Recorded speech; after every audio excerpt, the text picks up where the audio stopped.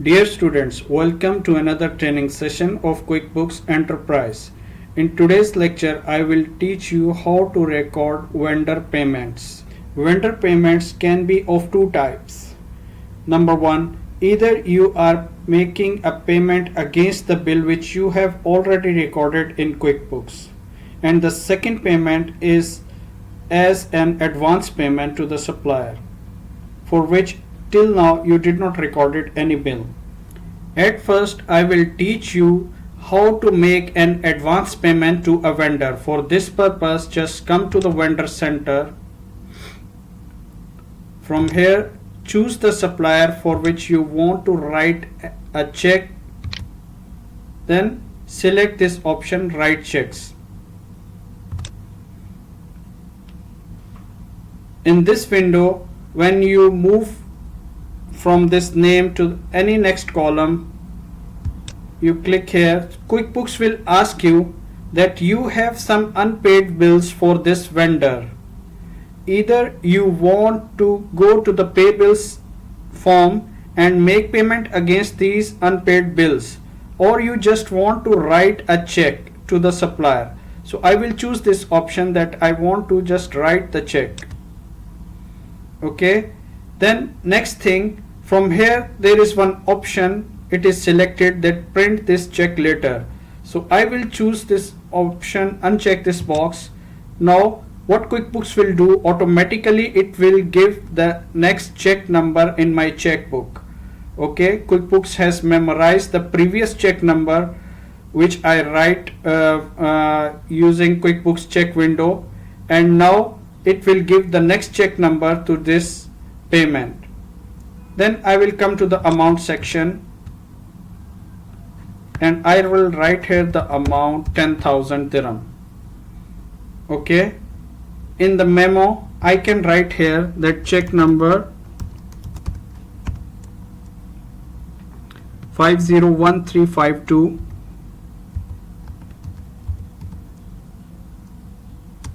advance payment to Al Madina supermarket. Okay, just I will select this memo, Control C, and here in the account section I will choose from here the control account for the vendors. So what is my control account? It is the accounts payable account in my chart of account. This is the control account for all the vendors payable balances. I will choose this account, and here in the memo again I will paste Control V, the above memo. Okay, this memo will be used to go to the bank, and this memo from here, the same memo, it will go to the accounts payable supplier ledger. Okay, that's why I need to write the memo 2 times. From here I can choose the vendor. I have to choose, okay, that under accounts payable which vendor I am going to make the payment. So this is Al Madina supermarket. From here the bank account is already selected. If I want to pay from another bank account, I can choose from here the other bank accounts available which already created in QuickBooks. Okay, so now this form is completed. I will just press save and close. Now this check is available here under the transaction of Al Madina supermarket. Okay, we have 2 bills and 1 check payment to this supplier. Now the second thing regarding the payment to the vendor I will teach you is the pay bills option. The write check option we have see how we can write a check. Now the second option is how to pay bills for the supplier. For this purpose you can go from here, just right click and go to the pay bills option. Okay, the second way, on the home screen you have one option available, pay bills. When you click on this pay bills icon, so it will open for you the pay bills window. From here you can view all the suppliers unpaid bills. just from the filter you will choose any supplier for which you want to make the payment. Like same Al Madina supermarket I will select here. When I select this, QuickBooks is telling me that there are two unpaid bills.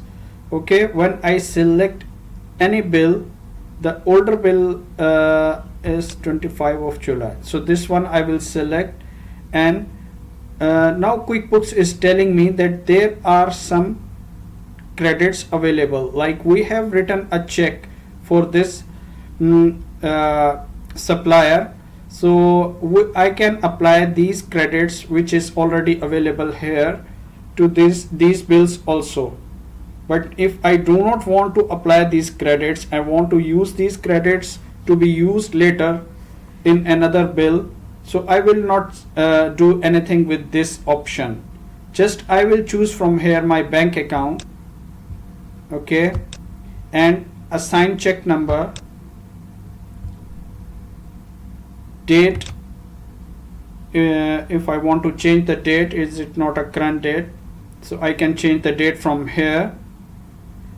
And when I select this bill, you can see that QuickBooks has made full payment of this bill. Okay, full payment 37,414.70. So all the amount of this bill QuickBooks is making payment. But if you do not want to pay this bill full, you want to make partial payment, you can also edit this amount. Like I will choose here that I want to pay only 20,000 against this bill. So like this I can also make pay bills. So it is asking me assign the check number. So I can let QuickBooks, there is two options, let QuickBooks assign check numbers, or let me assign the check number below. So I will choose this option. So after choosing this option, when I press OK, so QuickBooks has given the next check number 501353 to this payment. Okay, now it is asking me you want to pay more bills or make it done. I will press done. So now it will close the window. Let's come to the vendor center and see what is happening in this supplier account. Go to the vendor center and see this Al Madina supermarket. Before we have written one check as an advance payment 10,000, and there is a bill payment for 20,000. If I will go again to this supplier pay bills option,